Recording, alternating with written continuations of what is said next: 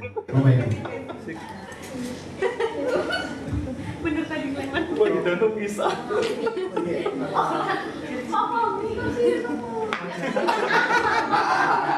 Ya, dari pertanyaan yang Mbak Rizka sampaikan tadi, bagaimana sih Mbak? Saya memberikan ini ya kepada anak bahwa yang namanya kesalahan itu pasti ada.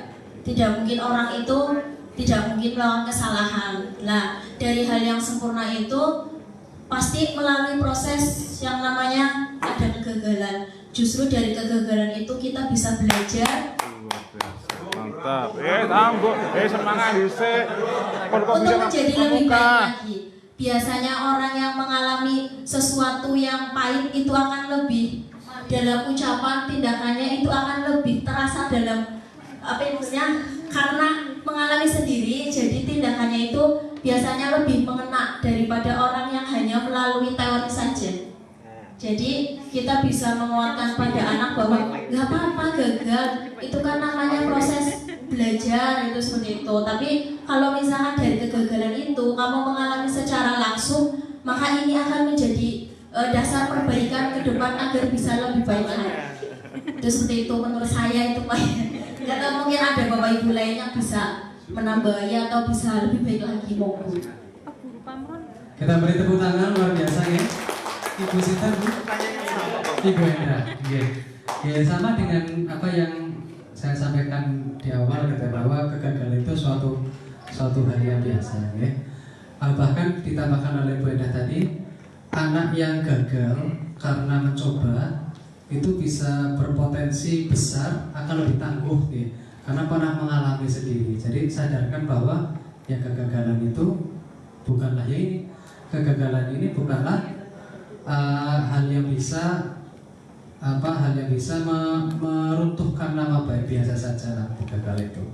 Ada yang lain Bapak Ibu selain Bu Enda, silakan. Bagaimana bisa mungkin tips-tips yang lain untuk bisa menguatkan, barangkali lebih menguatkan nih, menguatkan anak yang sudah gagal kemudian merasa kecil di pandangannya. Silakan Pak Budi. Jadi terima kasih Mas Suta. Tadi saya pas live streaming TikTok tuh ada yang dari N2 Pak Paca itu dulu SD Pekanbaru 2, betul ini. Oh iya betul, berarti valid tuh di TikTok. Oke, yang kedua yang saya sampaikan kepada Mbak Eriska sama Mbak Enda, teman sejawat permukaan. Pada intinya bahwa kita itu pernah mengalami. Contoh naik sepeda, kalau berubah jatuh, remnya itu kena rem jatuh, kayaknya belum seru. Dengan adanya kita pernah jatuh, bagaimana kita nggak jatuh?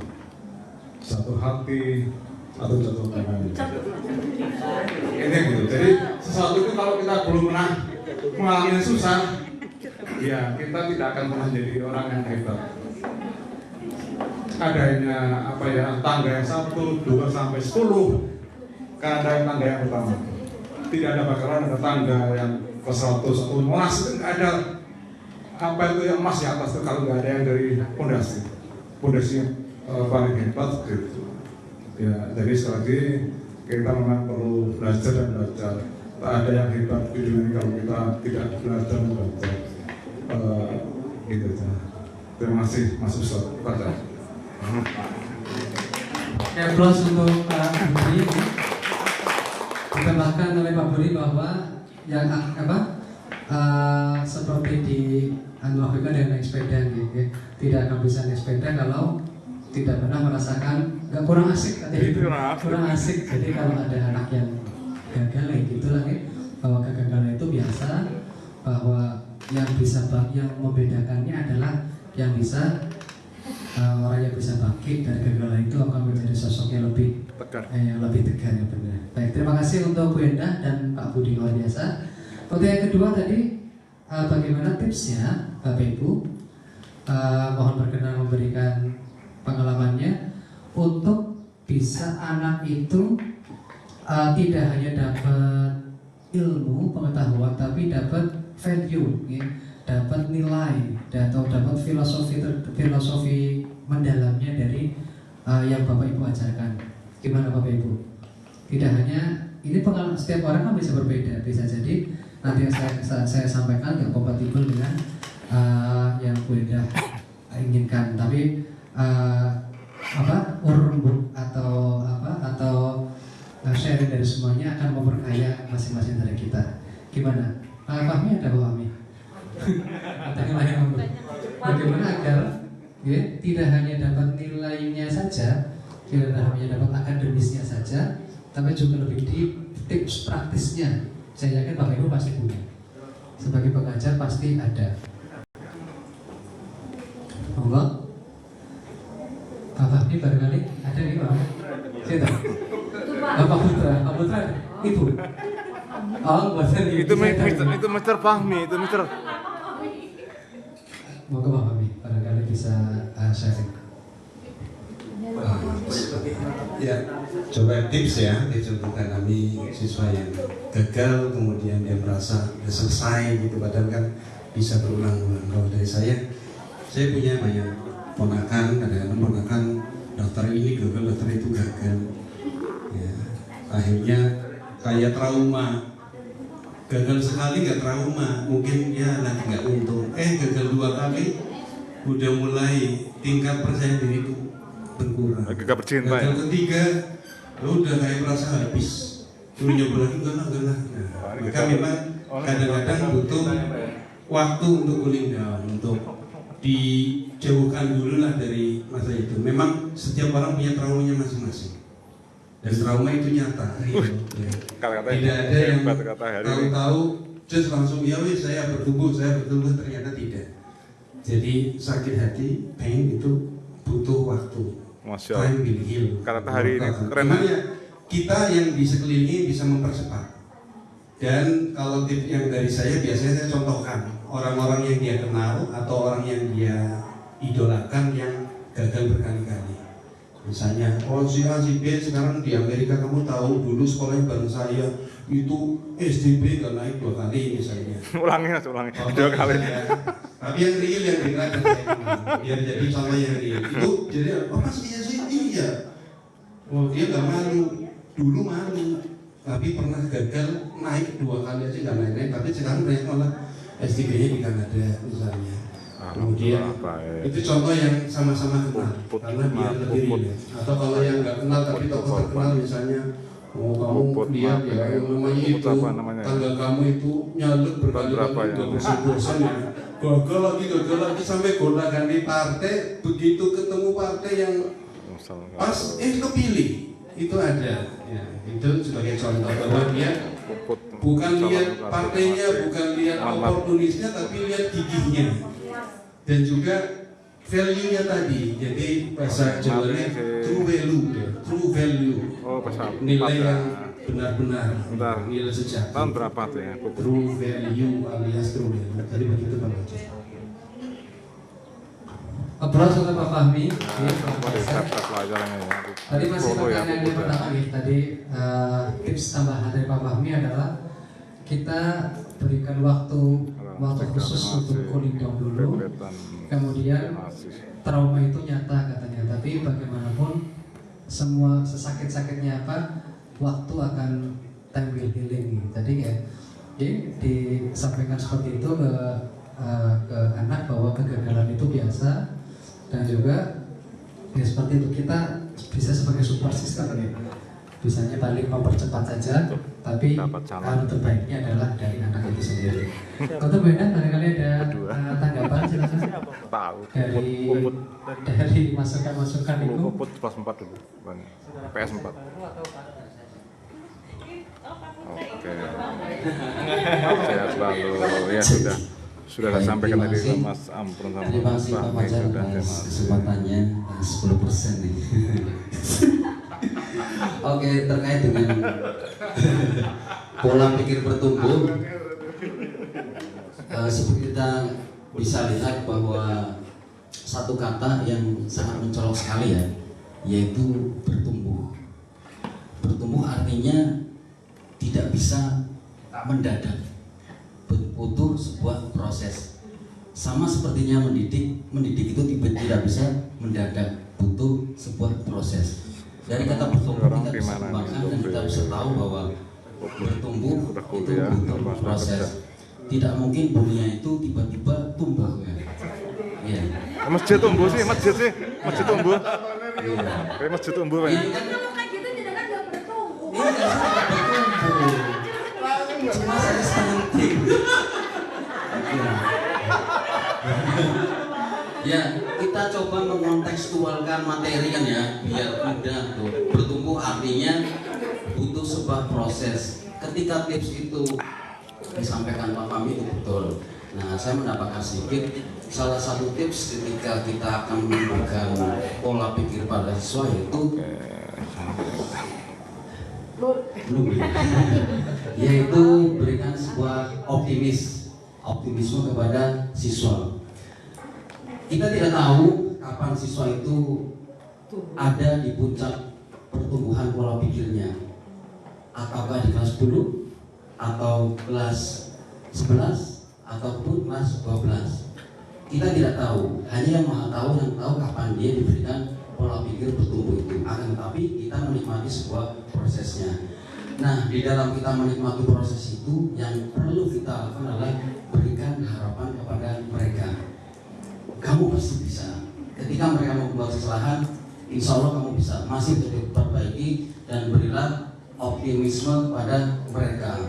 Jangan PHP ya. Iya, tidak bukan PHP, akan tetapi kita memberikan sebuah harapan. Seperti kita ketahui bahwa mungkin di antara teman-teman Bapak Ibu yang di masa sekolahnya di SMP atau SMA-nya mungkin begitu-gitu aja nggak bertumbuh, tapi ketika dia diberikan waktunya mungkin di SMA-nya, mungkin bahkan di kuliahnya, bahkan atau mungkin di tempat kerjanya baru bisa bertumbuh. Itulah tidak semata-mata pada saat itu dia mendapatkan pola pikir itu, akan tapi sebuah proses yang panjang dan alhamdulillah akhirnya bisa mendapatkan pola pikir tersebut. Artinya singkatnya adalah pola pikir bertumbuh itu adalah sebuah proses yang perlu kita nikmati. Entah itu prosesnya panjang atau tidak, tergantung yang Maha Tahu yang memberikan pola pikir itu. Artinya kita bisa menikmati pola bertumbuh itu, kemudian yang mampu hanya kita lakukan adalah kita memberikan sebuah harapan kepada mereka. Kamu pasti bisa. Jangan lupa di follow ya, ikut di follow. Kalau bisa saya menyambung dari Pak Putra, iya. Bisa. Sebenarnya masih ada satu ada unek-unek di hati saya. Enggak, kalau yang tadi saya simpulkan dari Pak Putra itu bahwa intinya itu kita itu harus berpikir positif.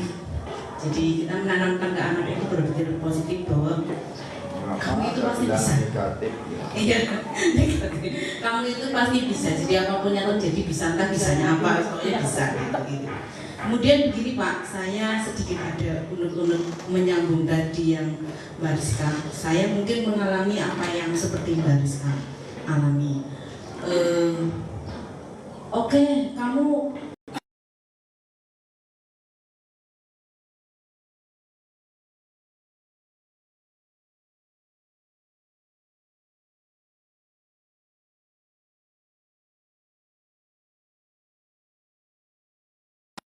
saya tetap memberikan apresiasi dan lain sebagainya. Tetapi kadang apakah itu menjadi bumerang atau tidak? Ternyata si anak itu malah tidak termotivasi, malah istilahnya ini kadang ya, saya tidak bilang semua anak lah bis kalian kayak bego mana begitu, akhirnya ada ini pikiran negatif ya Pak, ini pikiran negatif. Tapi nyata dan itu terjadi. Apalagi dengan fenomena yang sekarang yang nilainya itu nilai ya begitu ya. Sehingga kalian kayak gini kok nilainya apik. Nah, ini yang menjadi ini dalam batin saya. Aku jenis salah apa orang kayak gini. Ini ada pertanyaan dari dalam diri saya sebenarnya pengen memotivasi anak, tetapi ternyata malah anak tidak termotivasi, malah dia tidak mengeluarkan kemampuannya. Atau padahal saya selalu mengatakan kepada anak bahwa kamu itu bisa, dengan berjalannya waktu itu bisa. Ini itu sebuah proses, itu seperti itu. Monggo Pak. Ya, matur nuwun plus untuk Pak Putra dan Bu Fatma. Ya. Tadi tentang itu saya kira sudah banyak sekali masukan untuk Bu Rizka ya, bahwa tanamkan optimisme. Kemudian kalaupun anak itu masih belum bisa bangkit, ya memang ada kadang trauma itu ada. Tapi kita yakin bahwa time will heal gitu. Waktu akan menyembuhkan. Tapi kita kemudian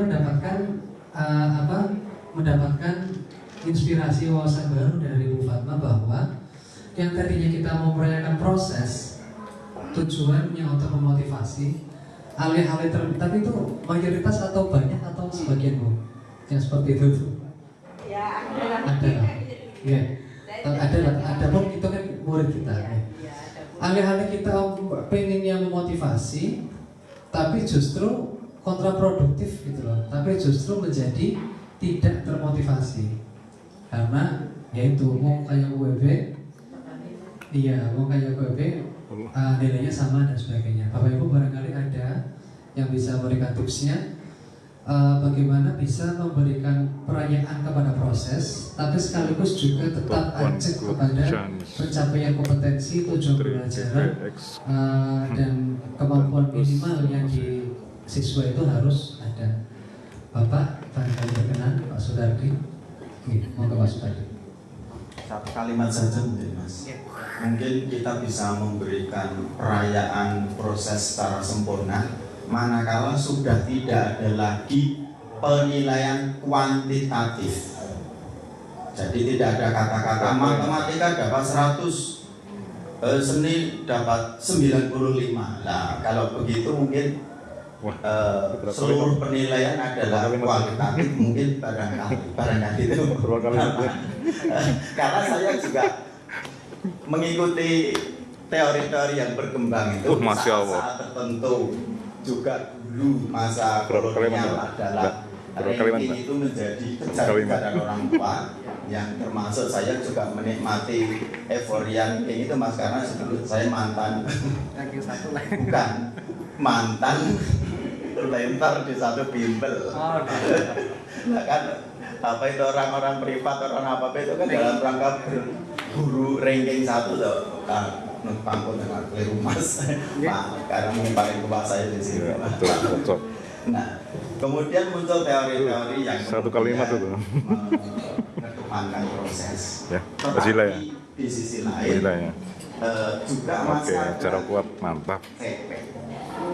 Capaian. Nah, kemudian pada saat-saat kita di SMA ini, anak-anak kita mau antarkan ke perguruan tinggi, dasarnya juga tes yang sifatnya kuantitatif. Sementara proses ini antara anak satu dengan anak yang lain bertumbuhnya kan memang berbeda-beda. Nah, barangkali begitu kalau tanggapan saya Pak Fajar. Aplaus untuk Pak Sudardi. Ini cukup out of the box ini, jadi merevolusi sistem pendidikan kita dari yang kuantitatif, kemudian kalau pengennya proses dirayakan dengan semaksimal mungkin menjadi kualitatif. Tapi barangkali Bu Fatma belum itu ya, masih butuh insight yang lain. Monggo Bapak Ibu yang lain, monggo. Bagaimana caranya agar anak-anak tetap proses dihargai, tapi tidak kehilangan motivasinya untuk berprestasi lebih baik. Bapak Ibu sudah sampai satu. Oke, silakan. Ibu Seta, Ibu Bapak. Umi Kokom. Iya, syuting keren Umi. Masih berkaitan dengan pola pikir tumbuh kembang ya Pak. Pada diri siswa yang menjadi fenomena yang ada di kelas ini, saya sendiri dalam mengambil bahasa Arab ya Pak, banyak siswa yang tidak kompeten yang seharusnya dia mampu seperti teman-teman lainnya, tapi beberapa siswa ada yang tidak mampu. Guru Arab saja kebetulan barangkali Pak Fajar ya. Pak Fajar itu tahu saya mampu bahasa Arab di sini. Jadi saya dari mengenal awal-awal dulu, tapi berjalannya waktu saya mengenal siswa ini. Beberapa siswa di dalam kelas tidak belum mampu kompetensinya di dalam mengenal huruf hijaiyah secara spontan. Jadi dia masih misalkan huruf H seperti apa ya? Terus kasroh ya enggak tahu. Nah, berjalannya waktu siswa ini merasa pelajaran bahasa Arab itu pelajarannya saya enggak, karena saya tidak mampu Pak. Bagi siswa itu jadi kurang semangat di dalam menerima pembelajaran bahasa Arab. Tapi saya tetap mengedukasi ini. Anak-anak yang belum mampu, yang belum mengenal Arab secara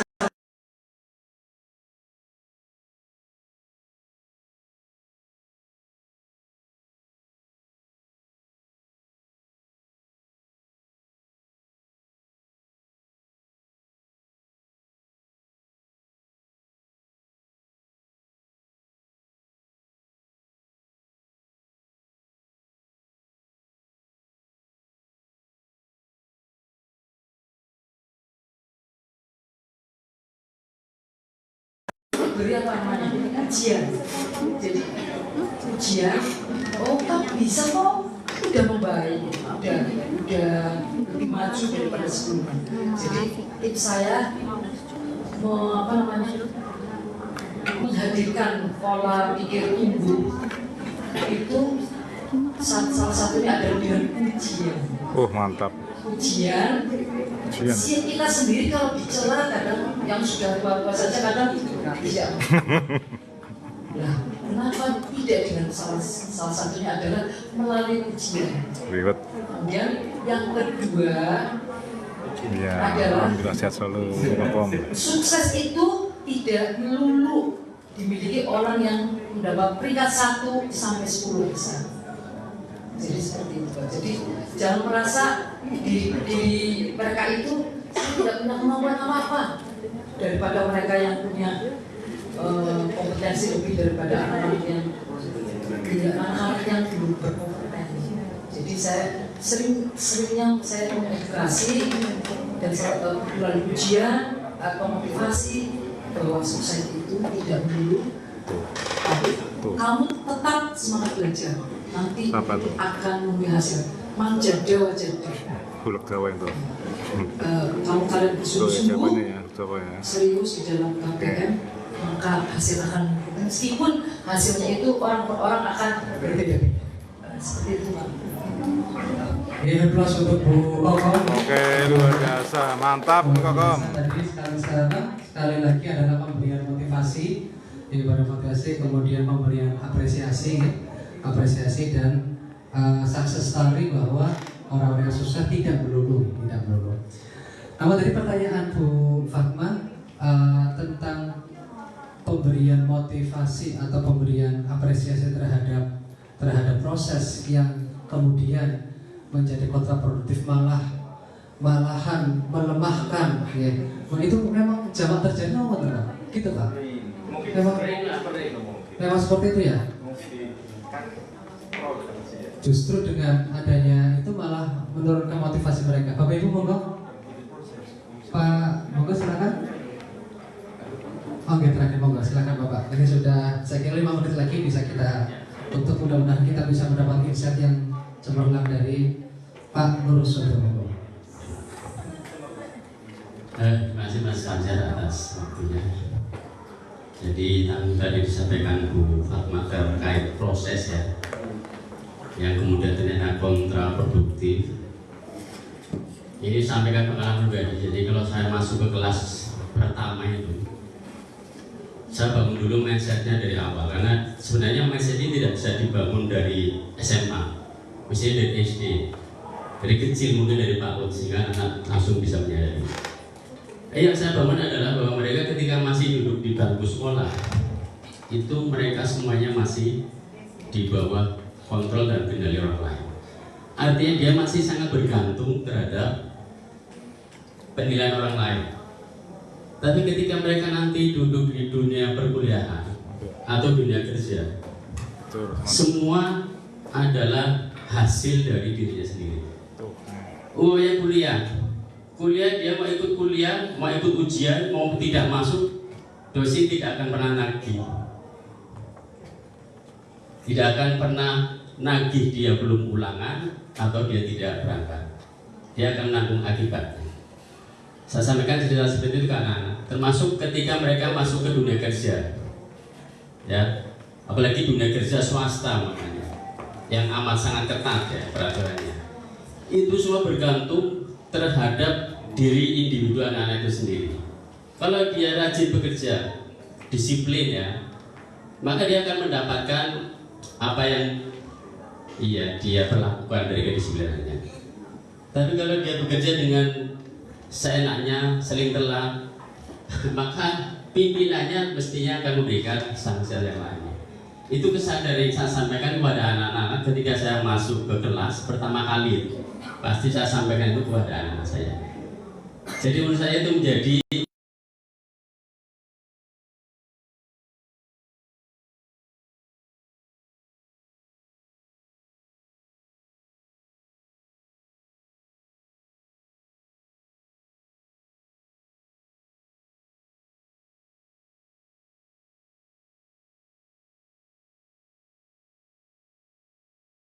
luar biasa.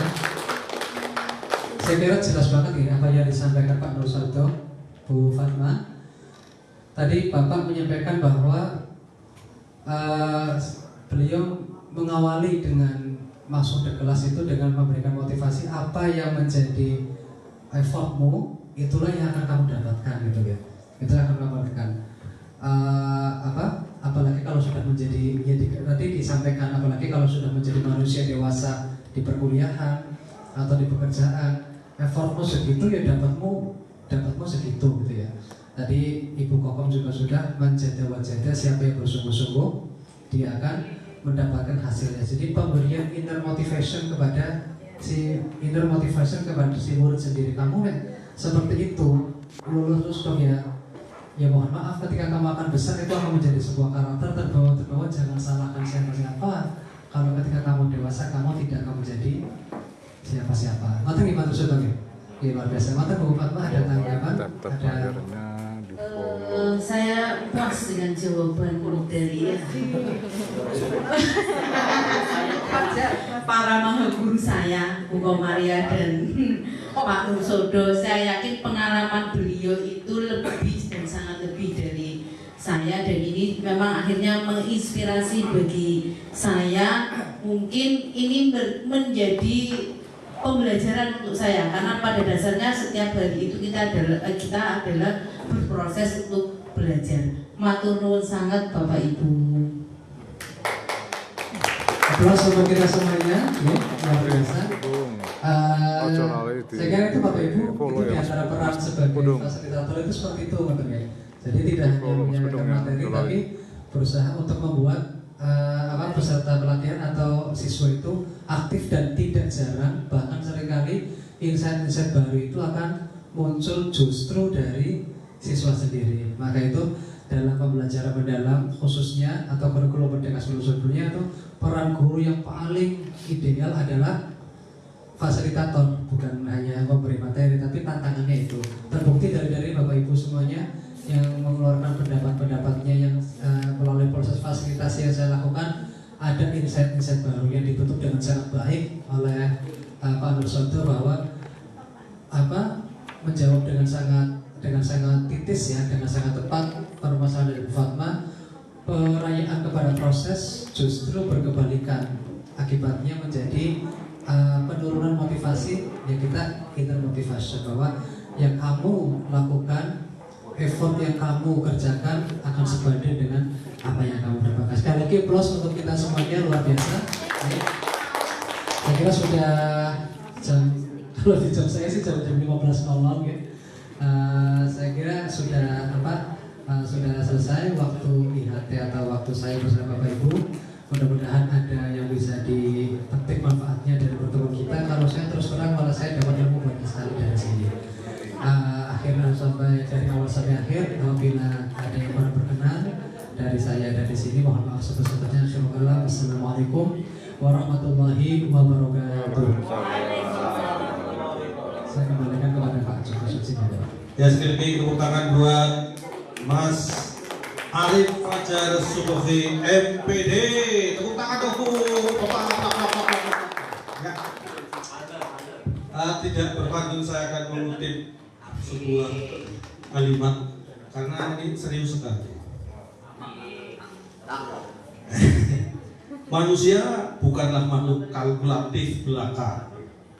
Ia mengalami, menafsir, dan menanyakan bukan hanya bagaimana, tetapi mengapa.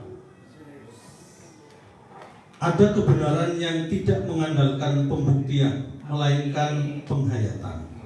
Disitulah pemahaman lahir sebagai suatu peristiwa, bukan sebagai produk. Tepuk tangan buat saya. Ya, pantunnya nanti buat besok ya. Ya, Bapak Ibu yang budiman ya, karena sudah dari pagi sampai sore, sampai pukul, kalau di HP saya 14:56 menit, sesuai dengan janji kita bersama bahwa setelah ini nanti ada coffee break ya Bu ya, ada Bu. Kalau ada ya, nanti bisa menikmati hidangan kopi yang sudah disediakan oleh panitia di luar ya. Kalau kurang pas bisa di luar sekolah. Saya kira demikian IHT pada hari ini, pada hari pertama. Jangan lupa Bapak Ibu, IHT kita masih ada sampai tanggal 8 Agustus ya, sampai hari Jumat insya Allah. Rencananya begitu, tapi mudah-mudahan rencana tinggal rencana ya.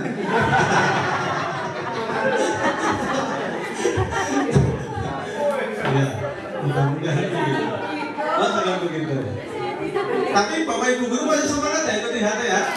Semangat. Apalagi ada makan minum ya.